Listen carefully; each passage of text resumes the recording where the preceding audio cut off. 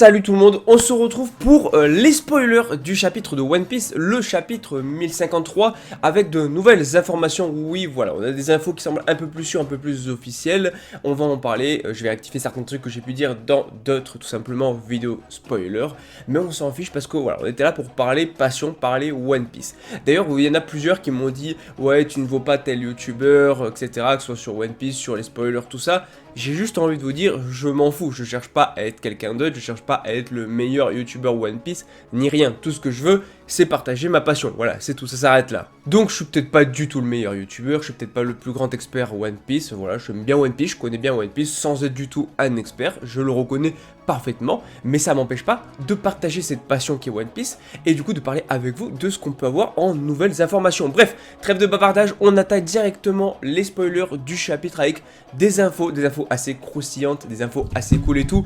Donc on va voir ça, n'hésite pas bien sûr à liker, à partager, à t'abonner, abonne-toi si t'aimes One Piece. Moi je te dis c'est parti, let's go. Bon alors la première info, elle est juste colossale. Donc du coup, les primes de Kid, Law et Luffy seraient égales et seraient du coup à 3 milliards donc de berry. Là maintenant la question qu'on peut se poser c'est est-ce que du coup voilà on va avoir 3 primes égales pour les 3. Est-ce que c'est réellement justifié s'ils ont tous les 3 la même prime? Pour moi non. Pourquoi? Parce que déjà Kid et Law avaient besoin d'être 2 pour battre Big Mom. Luffy certes avait eu de l'aide au tout début, mais bon, au final, il a battu Kaido tout seul. Il n'y avait personne dans son combat, dans la partie finale de son combat. Alors que les deux avaient besoin d'être ensemble, tu vois. Genre, Kid contre Big Mom, il aurait perdu. Law contre Big Mom, ils auraient perdu. Donc, mettre en vrai Kid et Law avec la même prime que Luffy, je trouve que c'est dommage. À moins que le gouvernement veuille faire croire qu'ils ont tous été égaux et veuille cacher un petit peu, donc du coup, le secret de Luffy, tout en ne pouvant pas non plus cacher sa puissance parce qu'il a quand même vaincu Kaido. Je sais pas, mais il y a un truc derrière ça, pour moi ils méritent pas tous les 3 la même prime. Pour moi Kid et Law pourrait mériter la même prime, mais pas Luffy. Pour moi Luffy devrait avoir une prime un peu plus supérieure, sachant que de base il avait quand même une prime de 1,5 milliard. Donc pour moi il méritait un petit peu plus. Mais enfin maintenant si on se rend compte de ça, c'est qu'au final les primes des empereurs ne veulent plus dire grand chose. Pourquoi? Parce que la prime de Kid, la prime de Law et la prime de Luffy sont déjà à 3 milliards, supérieures à celle de Barbe Blanche, mais si je me trompe pas, inférieure à celle de Shanks. Donc, ça veut dire que bah du coup voilà, au final 3 de la nouvelle génération ont déjà en fait la prime d'un empereur, ou même une prime supérieure à un des empereurs, même si Barbe Noire il va faire un petit coup dans pas longtemps, voilà, sa prime va monter, mais on verra que le système d'empereur en fait va être sûrement aboli à un moment ou à un autre, où va y avoir un truc un peu comme les Shichibukai, parce que déjà quand on voit le fait que du coup ils ont tous une prime égale à un empereur, plus on va parler du nouvel empereur, voilà, il y a un côté décrédibilisation donc du coup des empereurs, mais on verra un petit peu tout ça parce qu'il y a quand même des choses à dire là-dessus. Bon, bien sûr, ça reste des spoilers à prendre avec des pincettes, en soi on n'a pas réellement les images, mais ça a l'air d'être de bonnes sources, donc on verra bien sûr dans les prochains jours si tout ça se confirme, et surtout quand le chapitre sortira, c'est là qu'au moins on sera sûr à 100%. Bon, en tout cas ce qui est sûr c'est que, voilà, a priori on semblerait avoir donc Luffy en Gear 5 sur du coup le poster, voilà, sur l'affiche donc du coup de sa prime.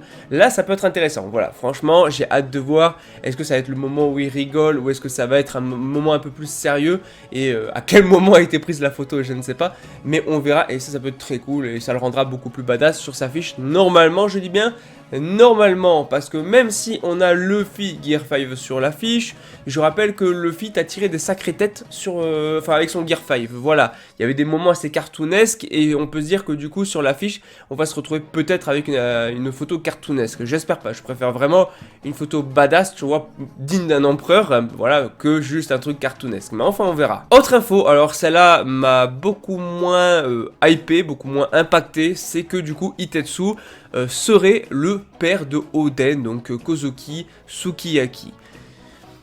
Bon là franchement déjà cette info ok, bon j'avoue c'est pas non plus le truc qui m'intéresse le plus, pourquoi pas au moins on a l'info, mais après du coup qu'est-ce qu'il a fait pendant toutes ces années, pourquoi avoir caché son identité, je sais pas, peut-être qu'on aura des explications plus tard, on verra par la suite, voilà, j'ai pas grand chose à dire là-dessus, ok, juste je suis...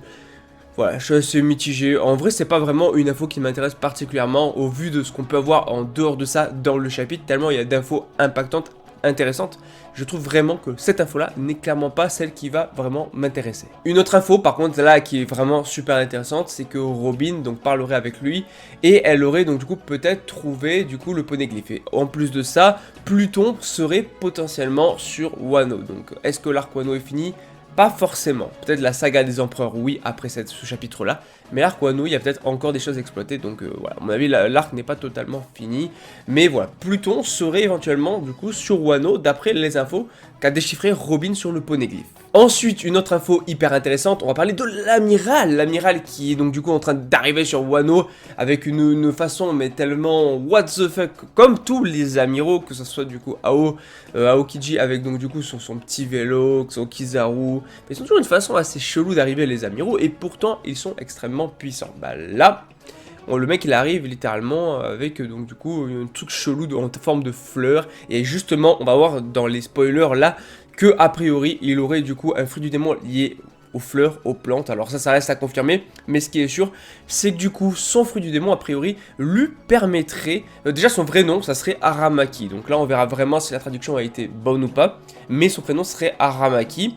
Et en fait, il peut créer des plantes. Voilà, il aurait un fruit du démon, des plantes, et ces plantes-là pourraient absorber, du coup, en fait, les nutriments des gens. Les nutriments des gens, et a priori, donc du coup, on l'a pas vu, mais... peut-être qu'on verra juste le moment où il absorbe le truc, mais il l'aurait utilisé contre Queen et contre King, donc à voir, qui avaient tous les deux donc, perdu leur combat, mais du coup à voir. Je pense que ça sera off-screen, qu'on ne le verra pas forcément, ou on verra juste le moment où c'est fini, il a absorbé le truc, on verra les deux à terre, c'est possible.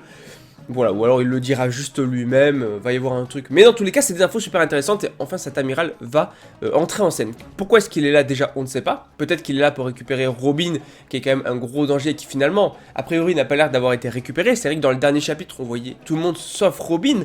Donc il y a des gens qui disaient que peut-être que le CP0 avait kidnappé Robin. Mais a priori dans le chapitre là, non, c'est juste que Robin est partie voir le poneglyphe pour justement le déchiffrer. Et c'est là qu'elle a eu les infos sur Pluton. Donc a priori elle s'est pas fait enlever. Mais à voir si l'amiral est là pour ça ou non. Donc là on sait pas grand chose de lui. Donc voilà, je suis pas forcément dans la théorie, plus dans la constatation, donc on verra. Bon, en tout cas, voilà, grosse fiesta forcément pour fêter tout ça à la capitale. Mais surtout, Kid, alors là rien que de m'imaginer la scène, je la trouve incroyable. Kid qui va voir Luffy et qui lui donne, tu vois, qui lui donne les primes, qui lui montre les primes, que ce soit les primes donc, du coup de Luffy et les autres, mais il y aura sûrement, en tout cas ça n'a pas été confirmé dans les spoilers, mais il y aura sûrement les primes de Zoro et tout, et j'espère qu'on aura vraiment l'ensemble des primes de tous les équipages présents, là maintenant avant la pause. C'est parfait pour clôturer la saga des 4 empereurs, je trouve.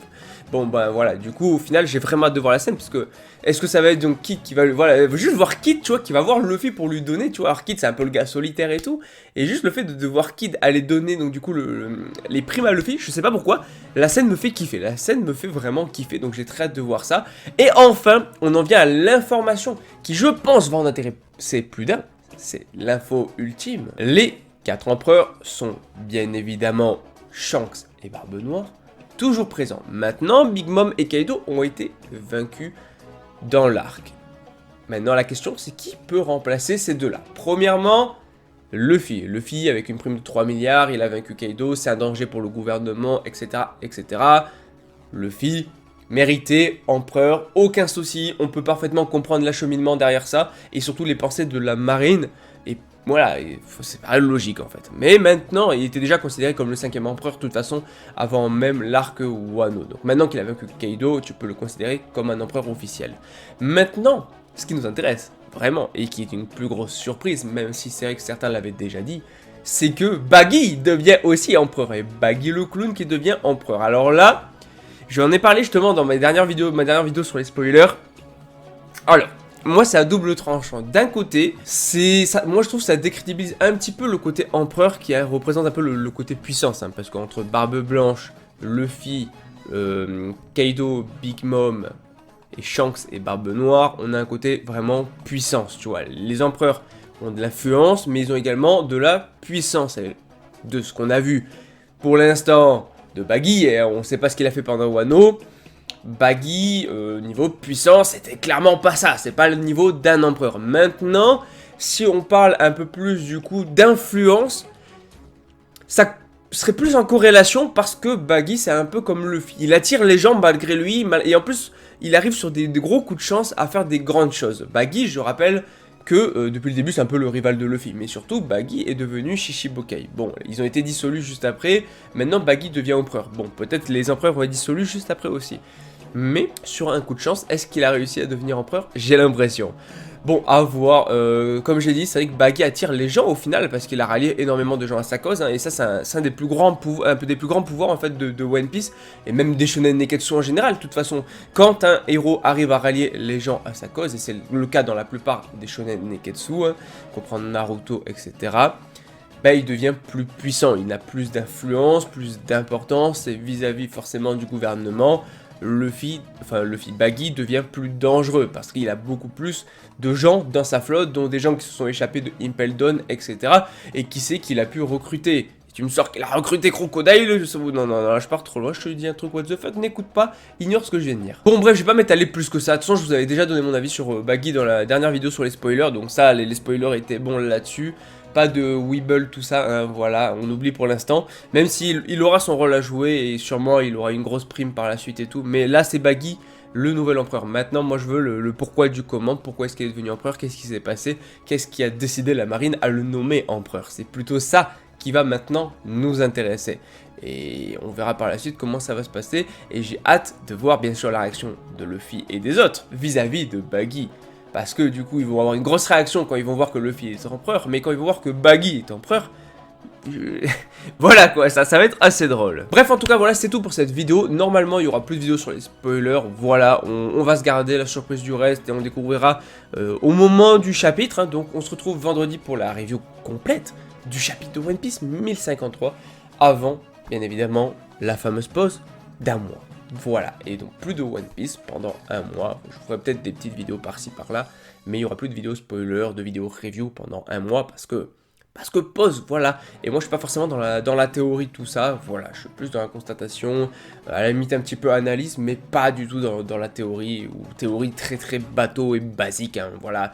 Tu vois, le fait que Baggy pourrait devenir empereur en soi, on l'avait tous pensé quand il est devenu Shishibokai, même avant.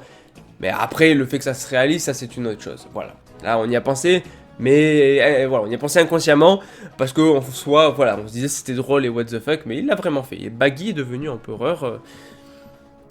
À la fin du manga, Baggy sera, je crois, le roi des pirates. Hein. Bref, en tout cas, n'hésite pas à liker, à partager, à t'abonner. Moi, je te dis à la prochaine. Allez, ciao tout le monde!